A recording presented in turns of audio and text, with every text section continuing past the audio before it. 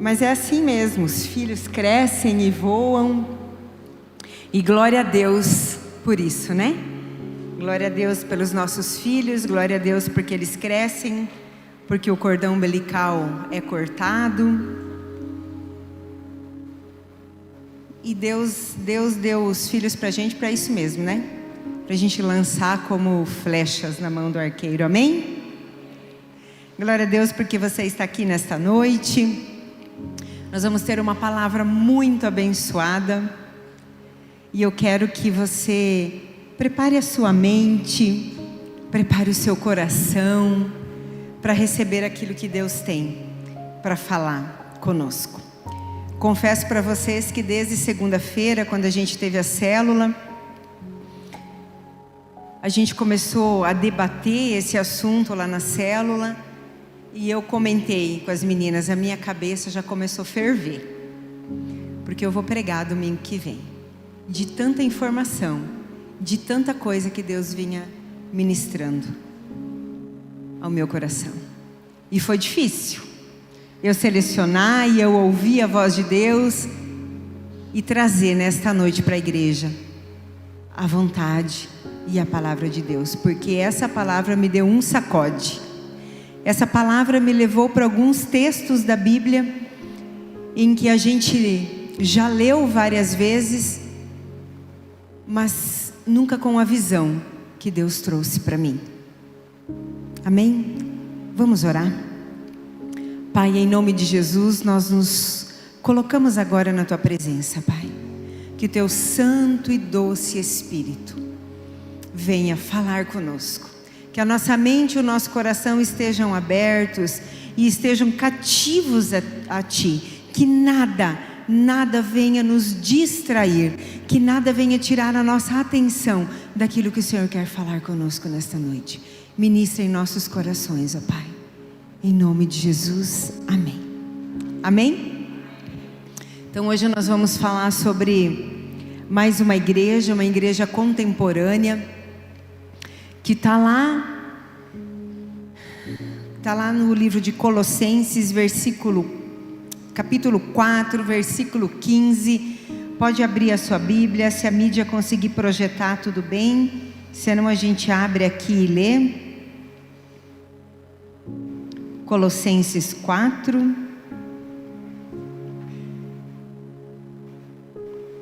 Versículo 15. Um único versículo, uma única vez mencionada em toda a Bíblia, que talvez a gente já leu esse versículo e pulou, porque a nossa mente nem conseguiu explorar o que isso queria dizer, porque a gente queria ler um texto que talvez contasse uma história, né? Mas Colossenses 4,15 fala assim: saúdem os irmãos de Laodiceia, bem como Ninfa e a igreja que se reúne na casa dela.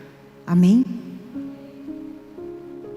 Um único versículo, única vez mencionada, Ninfa, essa pessoa na Bíblia. No entanto, com uma profundidade e com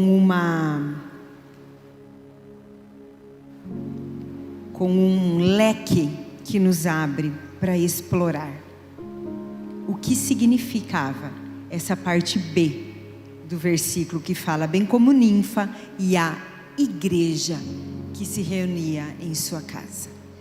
Enquanto eu preparava essa ministração, Deus falou comigo: a igreja de Ninfa, a igreja na casa de Ninfa, é a representação do chamado que Deus tem para nós. Amém? E Ninfa não era única em ter uma igreja em sua casa. E eu vou mencionar aqui rapidamente, se você quiser anotar.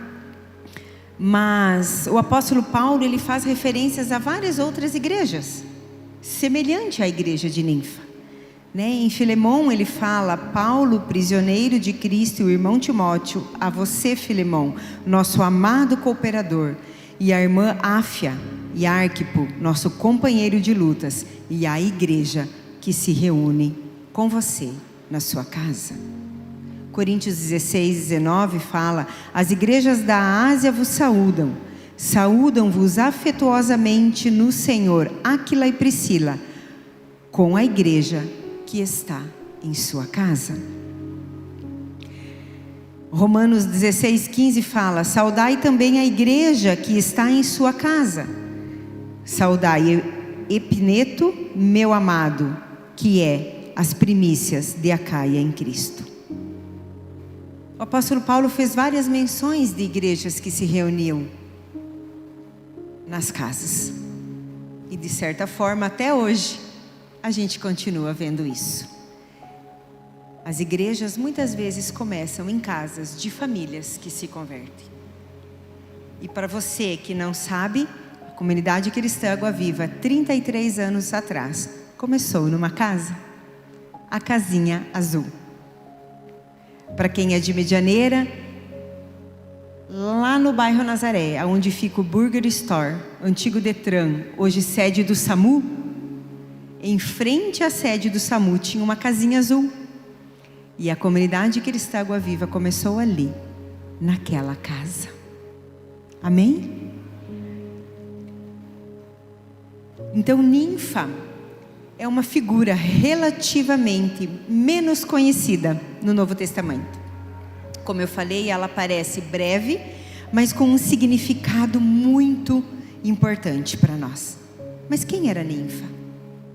Era um homem? Era uma mulher? A gente supõe pelo nome que era um homem, que era uma mulher, mas poderia ser um homem também. Não fala, não é relevante, né? A gente supõe ser uma mulher, porque Ninfa parece ser um nome feminino, né? Ninfa viveu na época da igreja cristã primitiva, aonde a igreja, naquele momento, ela era marcada pela disseminação do cristianismo. E foi mais ou menos no 1º século depois de Cristo. E várias comunidades cristãs estavam se formando. E Ninfa, vendo que a igreja de Jesus, vendo que o povo de Jesus estava sendo perseguido, disseminado, então ela resolve abrir a sua casa para abrigar as pessoas, para chamar as pessoas para ouvir da palavra de Deus. Porque não era comum as pessoas se reunirem fora. Não era possível naquele momento. Então, quando ela abre a sua casa, ela oferece um refúgio para os cristãos que não tinham aonde se reunir. E a sua hospitalidade foi crucial para promover a comunidade, para promover os cristãos estarem juntos. Era uma igreja doméstica. Isso está te lembrando alguma coisa? Isso te lembra algo? Uma igreja doméstica?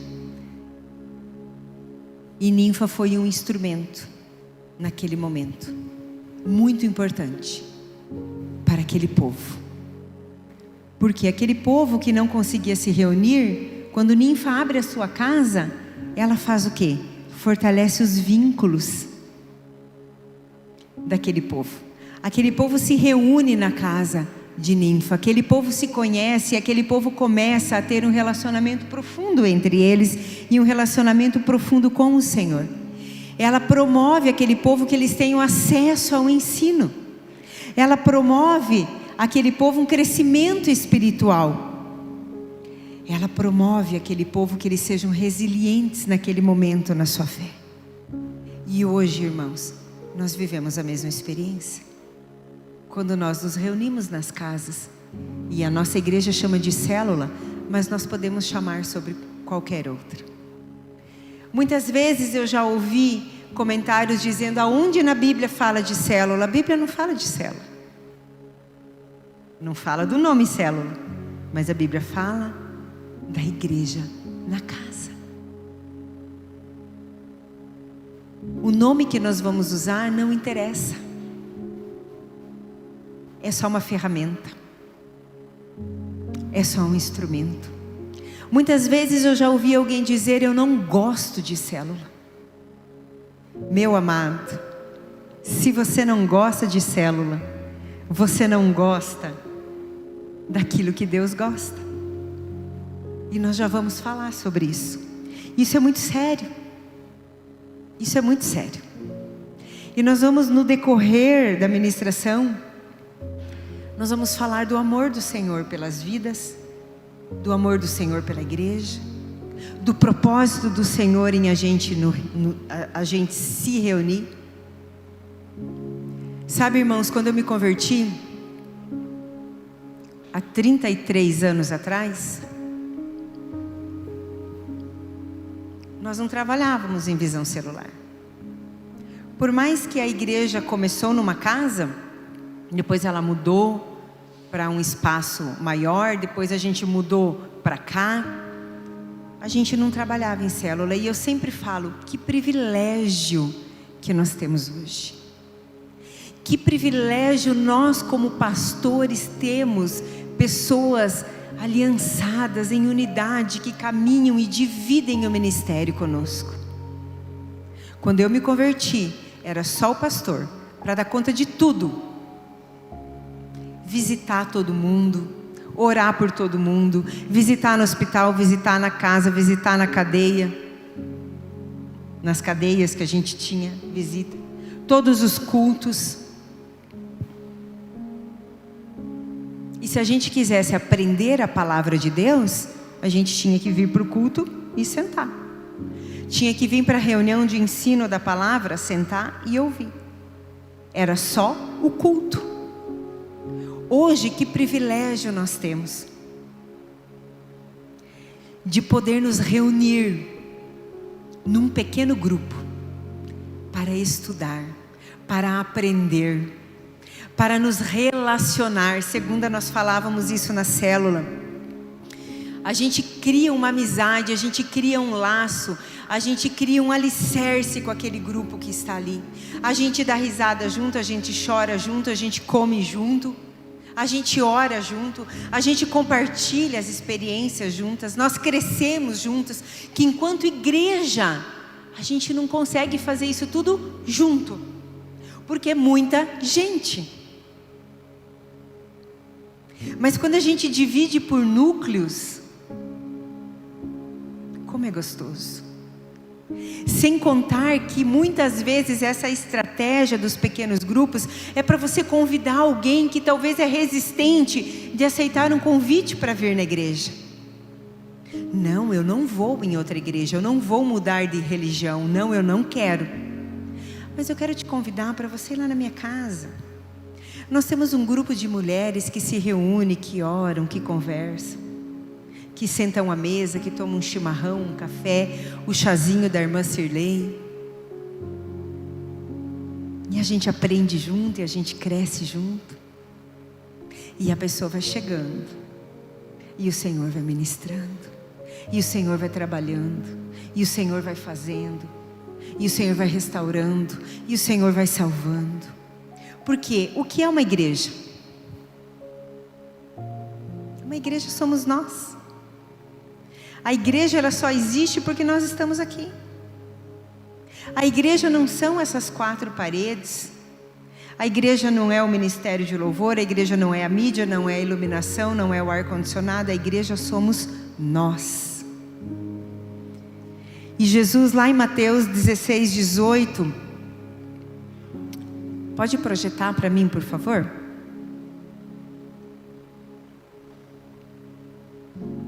Eu prometo, Ander, que a próxima vez eu vou passar os textos antes.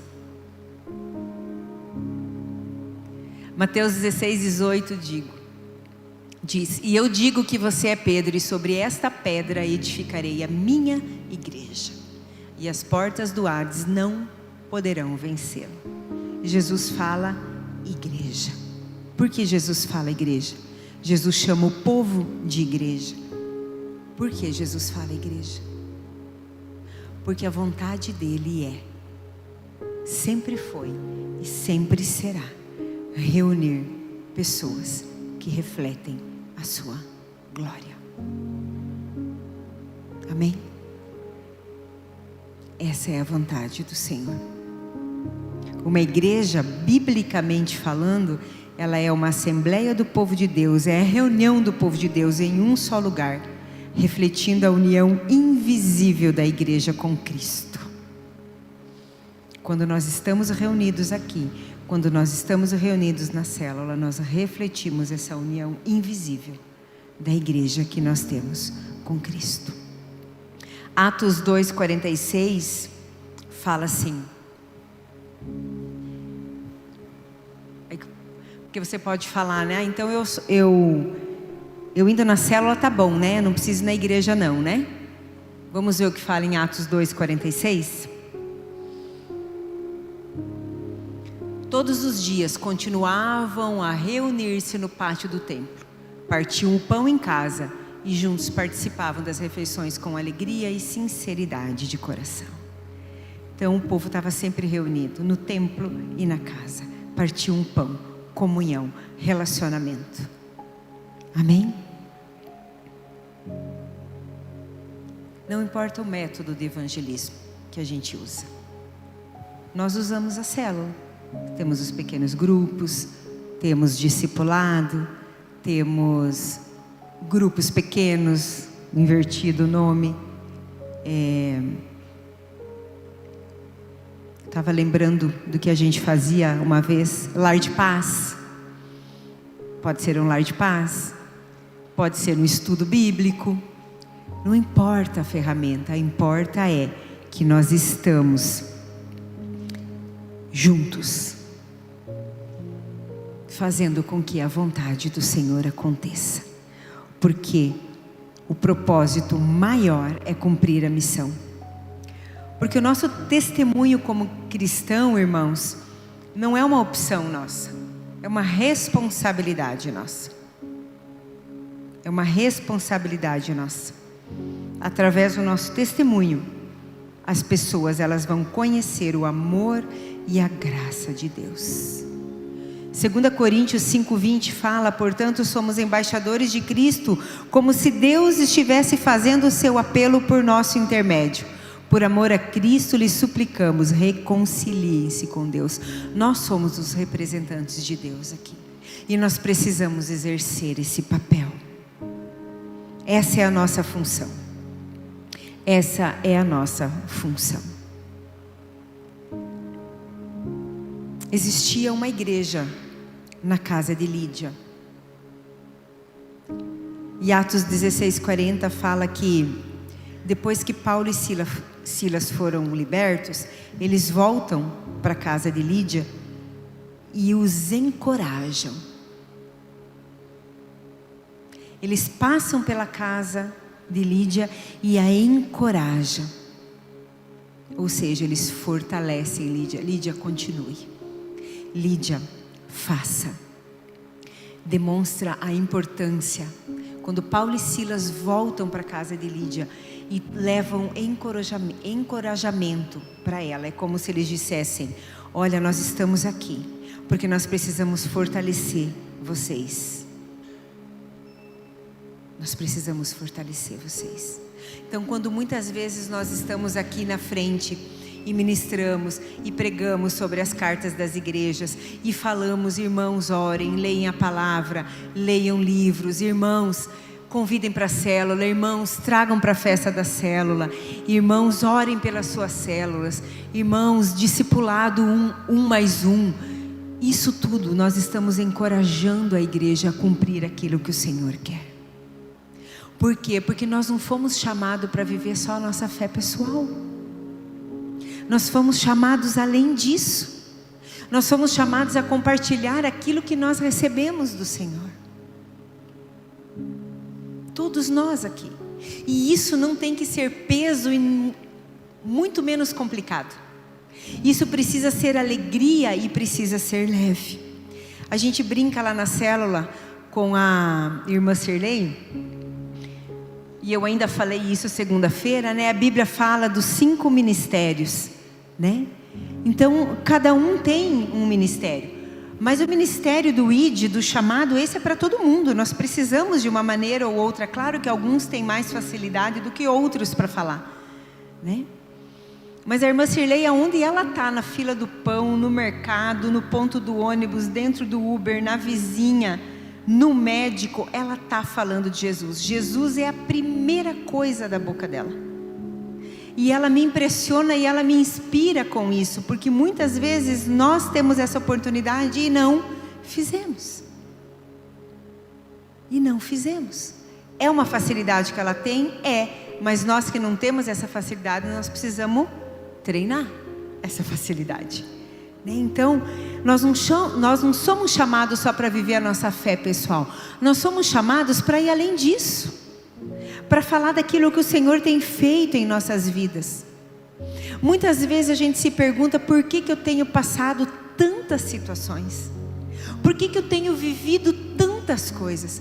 Porque vai chegar um dia em que alguém vai precisar que você fale disso que você tem vivido, ou daquilo que você já viveu, daquilo que você já experimentou no Senhor, daquilo que o Senhor já fez na tua vida. Vai chegar esse dia, se já não chegou. E o nosso testemunho, como o Eliton falou aqui, ele não é só verbal, mas ele é vivido através das nossas ações. Ninfa deu um testemunho. A Bíblia não continua a história de Ninfa, mas quantas pessoas, eu fiquei me perguntando, quantas pessoas que estavam ali na casa de Ninfa, será que não abriram as suas casas para a igreja acontecer também? Porque Ninfa demonstrou amor, Ninfa demonstrou acolhimento, Ninfa demonstrou serviço. Ela prontamente serviu a igreja primitiva, oferecendo esperança. Oferecendo esperança. Que nós possamos ser, como Ninfa, embaixadores de Cristo, representantes dele, levar ele aonde ele ainda não chegou, levar ele para pessoas que ainda não o conhecem. E Deus me fez passar por tantos textos, e um deles está lá em Marcos 6. Eu vou pegar a referência aqui bem certinho.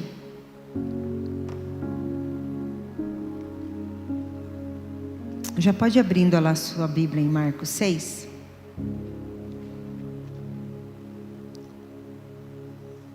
A partir do versículo 7.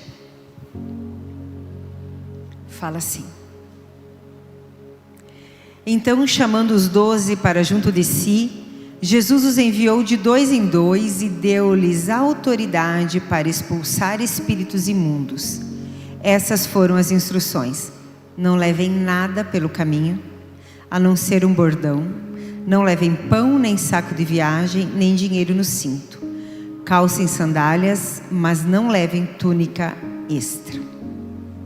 Sempre que entrarem em uma casa, fiquem ali até partirem. Se em algum lugar não os receberem nem os ouvirem, saiam de lá e sacudam a poeira dos pés como testemunho contra eles. Eles saíram e pregaram ao povo que se arrependesse. Expulsavam muitos demônios e ungiam muitos doentes com óleo e os curavam. Será que os discípulos estavam preparados para sair pregando? Não. Deu certo? Mais ou menos. Mas eles foram. Eles estavam sendo treinados por Jesus.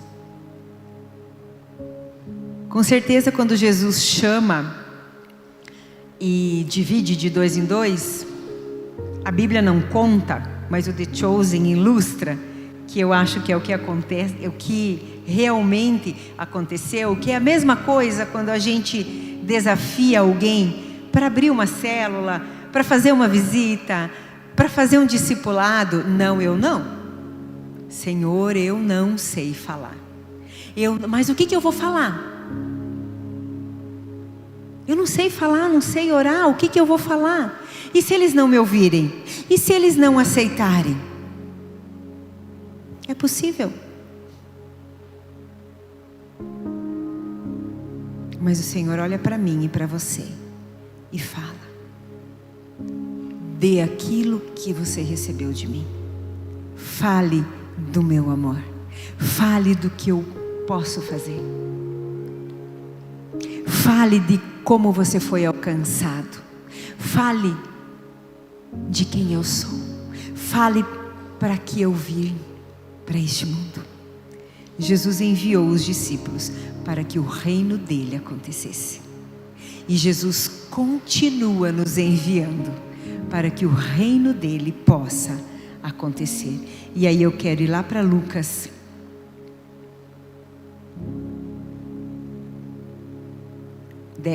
A partir do 1.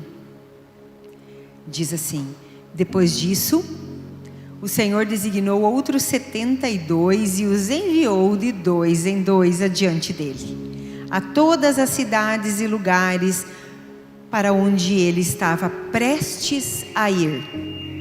Eles lhe disse: a colheita é grande, mas os trabalhadores são poucos.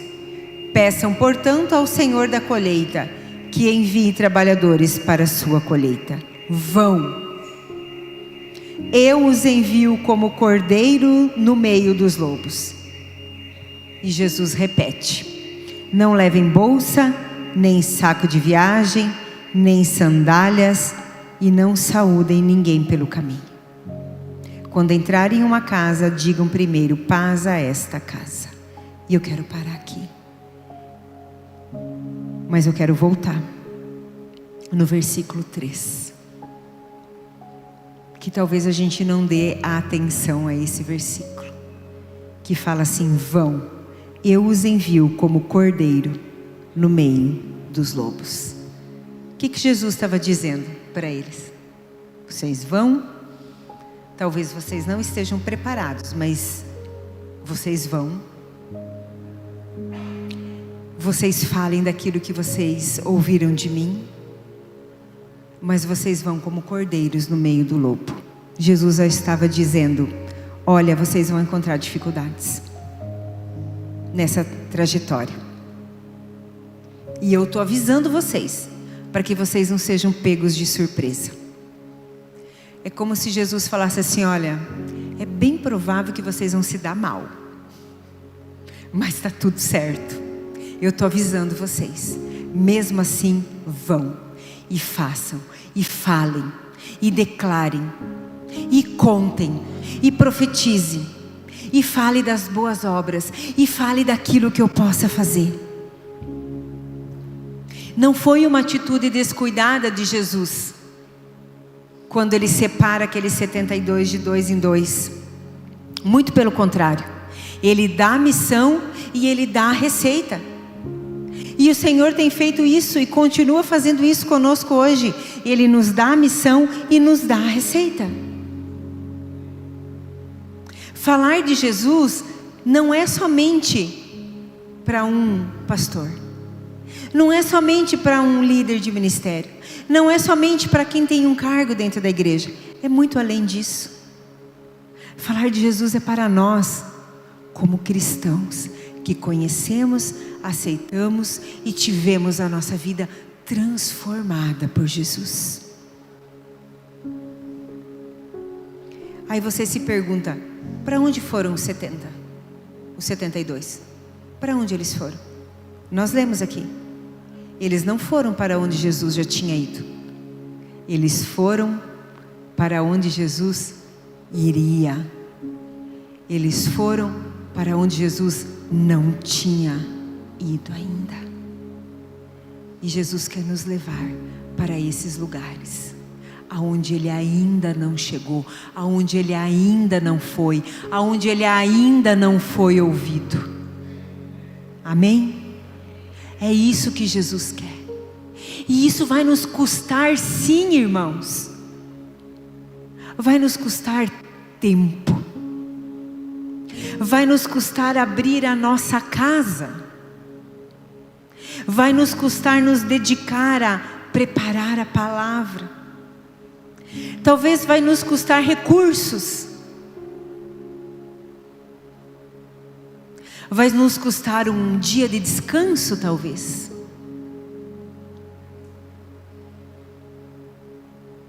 Vai nos custar uma louça suja do partir do pão? Vai nos custar uma casa suja? Vai nos custar, talvez a sua célula aí é 1 hora, 2 horas de célula, às vezes ela vira 3, às vezes ela vira 4. Vai nos custar. Para Jesus custou, a nossa vida custou a vida dele.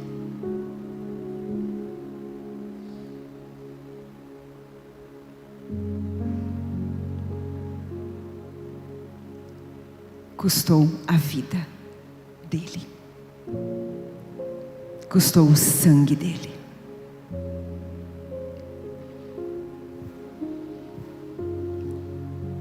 E Deus continuou ministrando ao meu coração. E Deus me levou até Jonas. E a gente olha para a história de Jonas, né? A gente conta para as crianças, mas tem pormenores na história de Jonas, que é muito, muito impactante. Jonas era um profeta, era um homem de Deus, era usado pelo Senhor. E um dia, o Senhor chega para Jonas e fala: Jonas, é o seguinte, tem um povo que eu vou destruir, mas eu queria que você fosse lá falar de mim para eles. Aí Jonas fala: vou nada, não quero, não vou cumprir o chamado, não vou cumprir o ID, não gosto daquele povo. O Senhor manda Jonas para Nínive, e Jonas tinha uma dor com aquele povo. Jonas tinha uma mágoa daquele povo. Jonas tinha ódio, desgosto e ira contra o povo de Nínive. Um ressentimento muito grande, porque Nínive era um povo cruel. Era um povo conhecido por sua extrema violência e brutalidade. Eles representavam uma ameaça constante para Israel. E como Jonas, um israelita, desejava que esse povo fosse julgado e exterminado. E o Senhor manda Jonas ir para lá, pregar a palavra para que o povo se arrependesse, porque Deus estava tendo compaixão e misericórdia. Deus queria manifestar a sua compaixão e a sua misericórdia para aquele povo.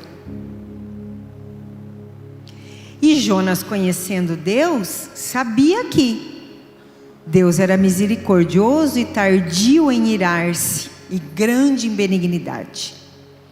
E aí Jonas ficou com medo: se eu prego arrependimento e de fato Deus os perdoa, como é que eu vou conviver com esse povo? Então é o seguinte,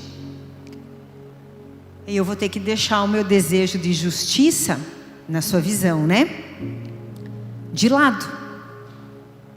Porque aí o desejo de Jonas era que o povo fosse punido. E se Deus encontra aquele povo seria perdoado, não seria punido. E conhecendo essa natureza, o que Jonas faz? Porque para Jonas era inadmissível aquele povo de Nínive, pecador, violento, bruto, ser alcançado, ser alvo da graça de Deus. E ele se sentiu frustrado com a misericórdia de Deus. E o que ele faz? Ele foge. Compra uma passagem, embarca lá num barco e foge. Um profeta, um homem de Deus, sabia que Deus o encontraria onde ele estivesse. E aí, resumindo, né, a história, o mar se torna revolto, os homens daquele barco começam a questionar o que estava acontecendo. Aqueles homens não conheciam a Deus, ouviram Jonas falar que Jonas estava fugindo, desceram aonde Jonas estava dormindo e perguntaram para ele se ele sabia por que estava acontecendo aquilo. E Jonas falou: eu sei, me jogue ao mar, que o Deus que eu sirvo vai acalmar a tempestade. E o texto de Jonas, ele ainda fala assim, que aqueles homens ainda insistiram em remar. Eles insistiram em remar para não jogar Jonas fora do barco. Para não jogar Jonas fora do barco. E eles ainda pedem perdão para Deus por ter que matar alguém, jogando Jonas no mar.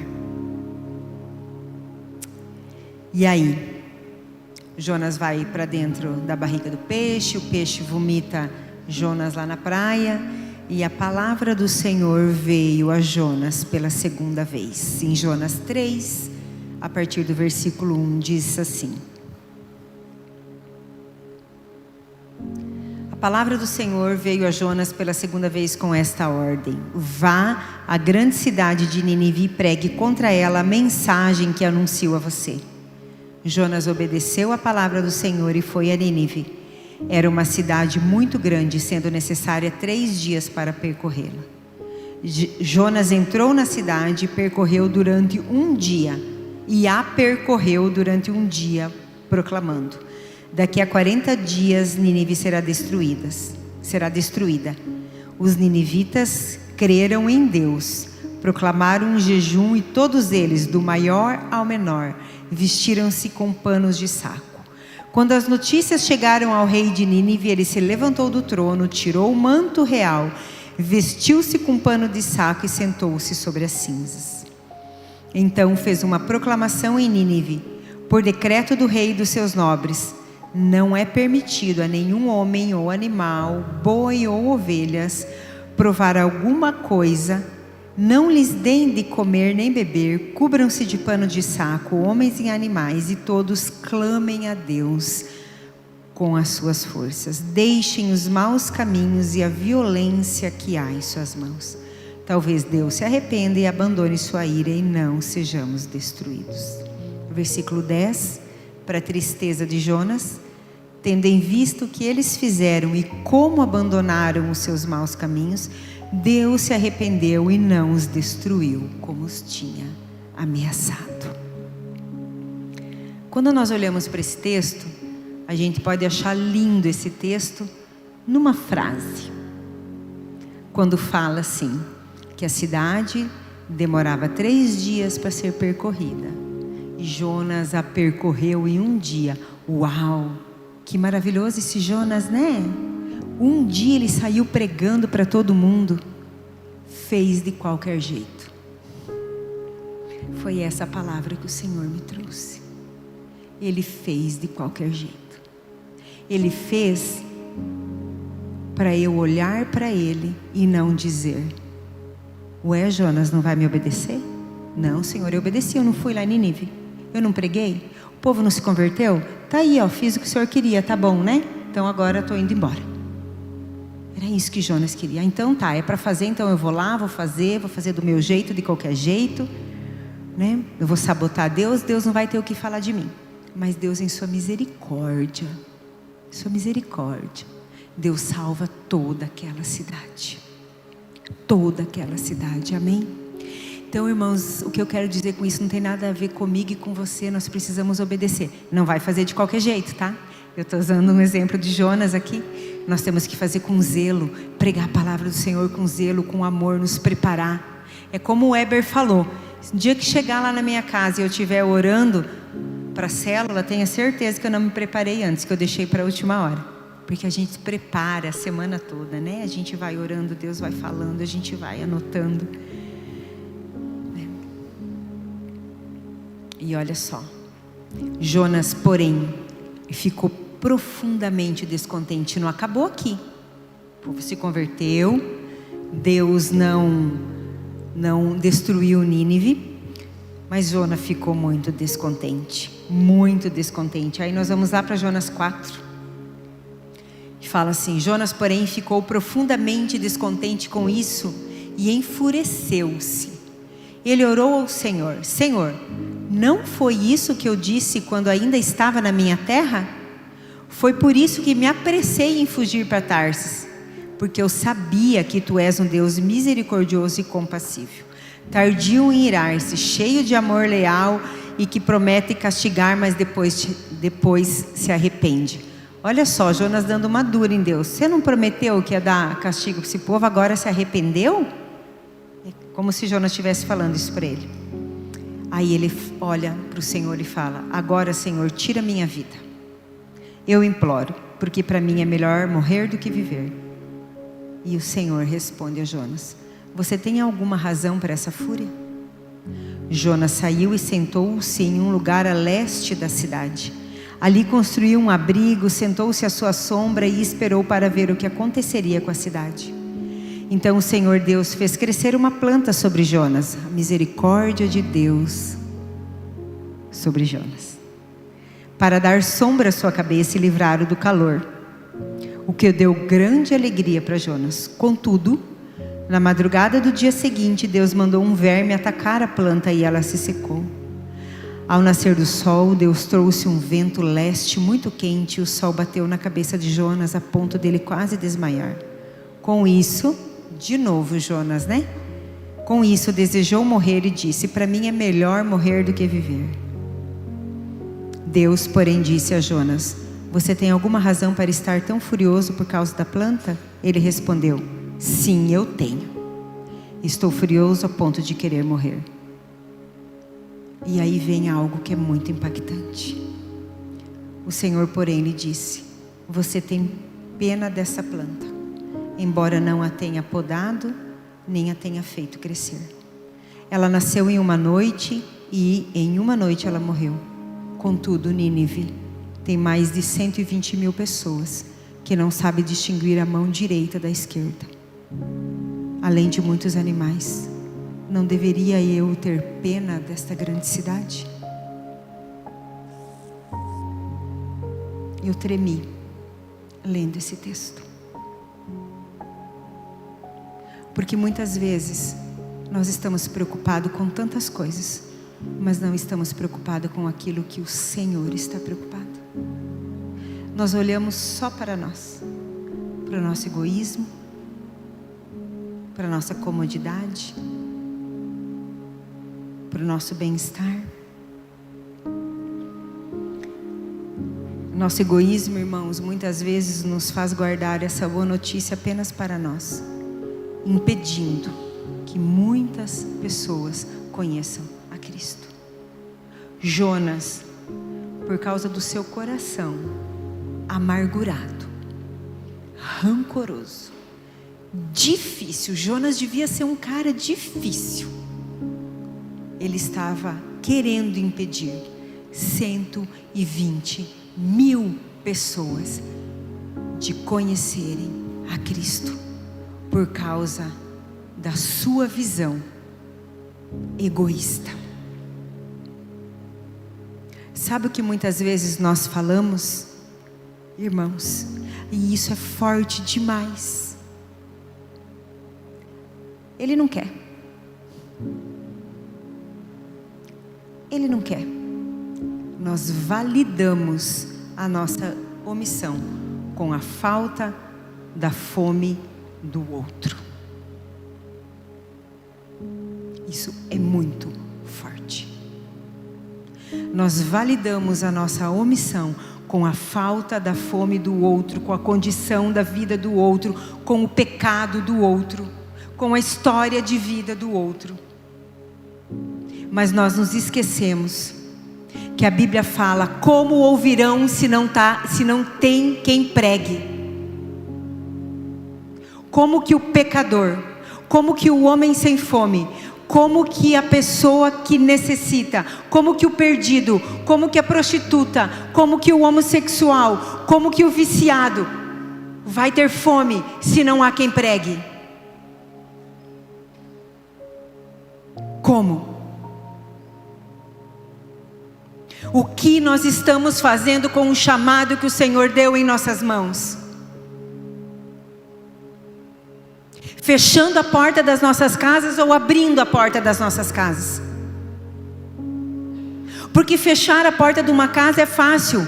Porque quando a gente fecha a porta da nossa casa é porque a gente já fechou a porta do nosso coração para o chamado que Deus tem. É fácil? Não é. Não é para ninguém aqui, eu tenho certeza que não é. Por muitas vezes eu preparei a minha casa, eu ligo de tarde para o Lael e falo: Lael, ajeita a casa para mim que eu tenho célula, eu vou chegar mais tarde hoje. Pelo menos esconde a bagunça para não ficar tão feio. Eliton, passa no mercado, pega um pão de queijo que não vai dar tempo de eu fazer nada. Corre, leva a roupa para cima, lava a louça, guarda isso, esconde aquilo. Quando as meninas chegam na cela, elas não percebem nada disso. O ambiente está organizado, o chimarrão está pronto, o café está pronto, a bolachinha está ali.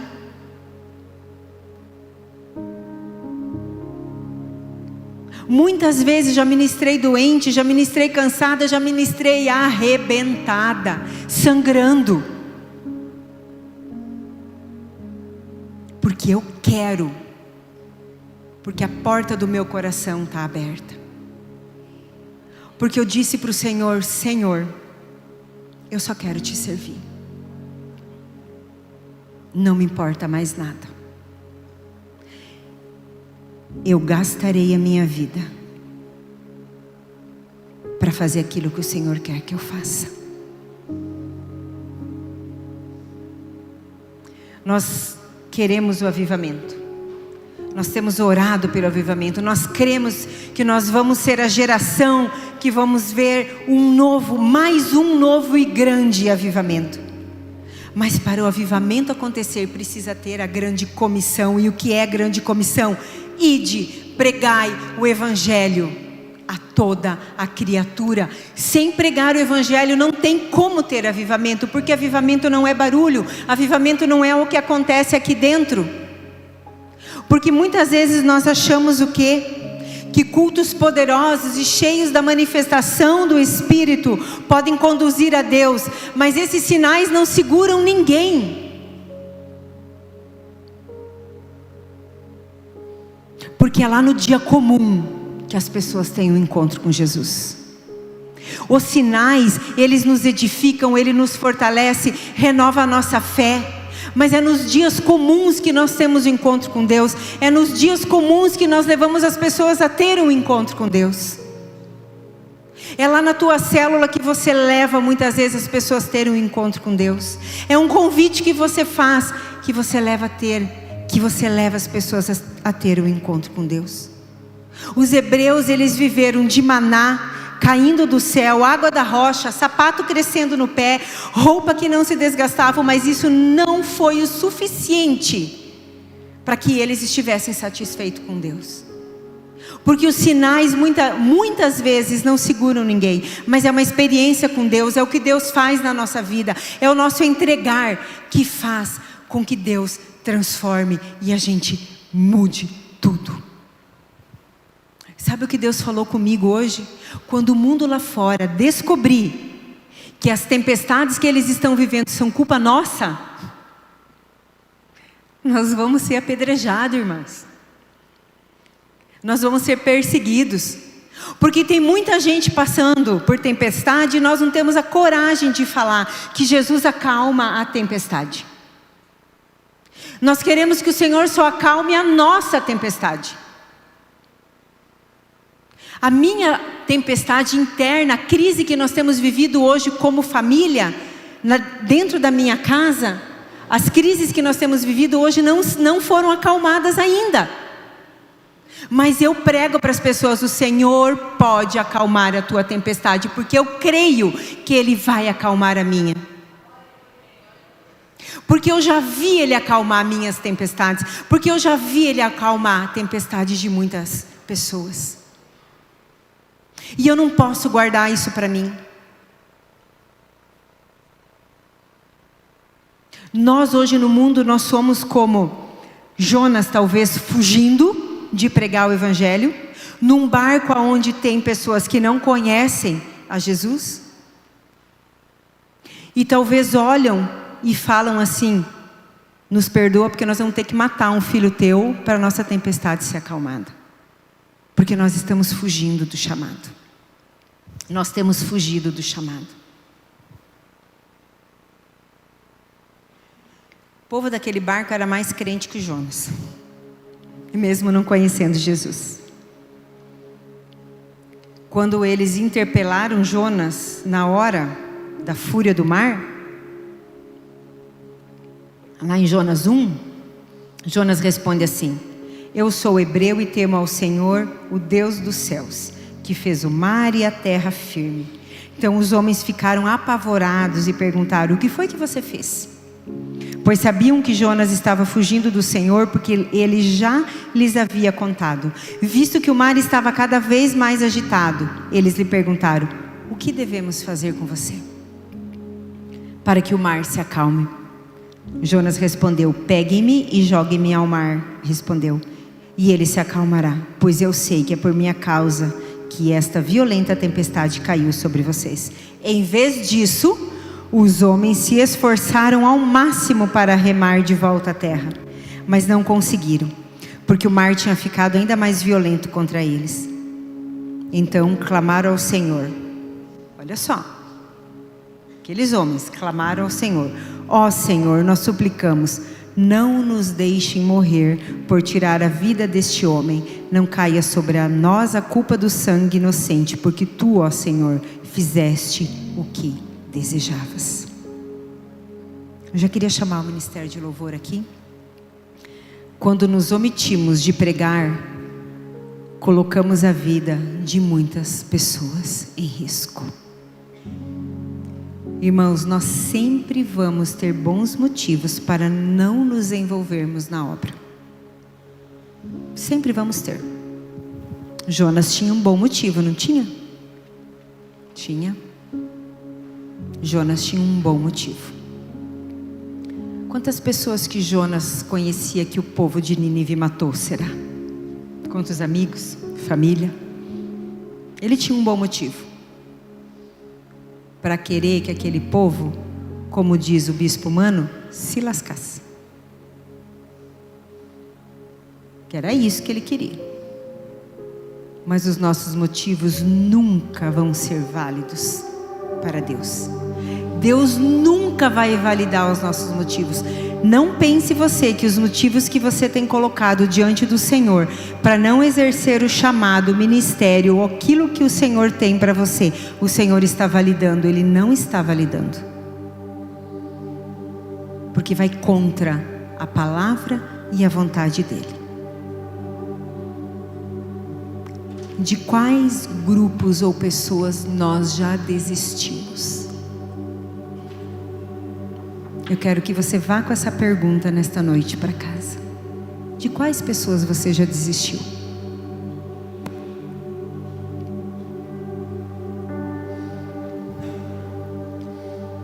A história de Jonas com Nínive ilustra a nossa tendência de desistir, de ressentimento, de ferida. Uma ferida que faz-nos... E isso é muito sério. Uma ferida, a ferida de Jonas, talvez a nossa ferida no nosso coração, nos torna incapazes de aceitar a compaixão de Jesus.